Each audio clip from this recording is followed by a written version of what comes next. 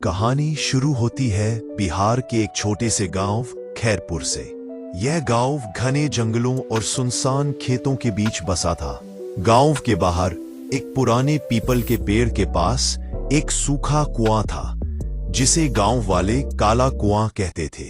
कहते हैं उस कुएं में से रात के समय किसी औरत की धीमी धीमी रोने की आवाज आती थी। गांव के बुजुर्ग कहते थे, परंतु कहते हैं ये आवाज राम दुलारी की है, जिसे बरसों पहले इसी कुएं में फेंक दिया गया था।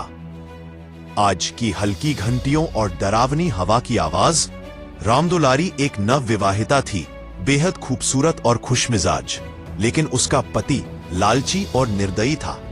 एक रात पैसों के लालच में उसने अपनी पत्नी को कुएं में धकेल दिया और पूरे गांव से झूठ कहा कि वो घर छोड़कर चली गई है।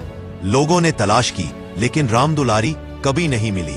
बस उसकी चीखें और रोने की आवाजें रह गईं। आस रात में झींगुरों की आवाज, बीच बीच में पानी की हल्की छलक। कई साल बाद गांव में एक नौजवान आया, सुमित।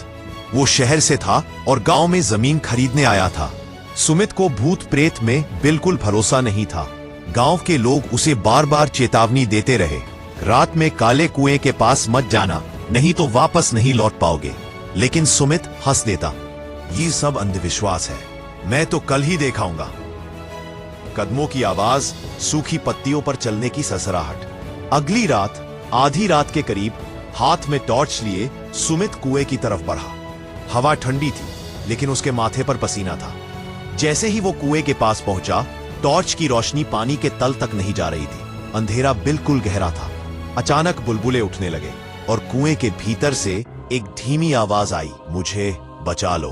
धीरे धीरे पानी में किसी के उतरने की आवाज, फिर एक तेज चीख। सुमित ने नीचे झांक कर देखा और उसकी टॉर्च गिर गई। पानी से एक सफेद साड़ी पहने औरत भीगे बालों के साथ ऊपर की ओर चढ़ रही थी।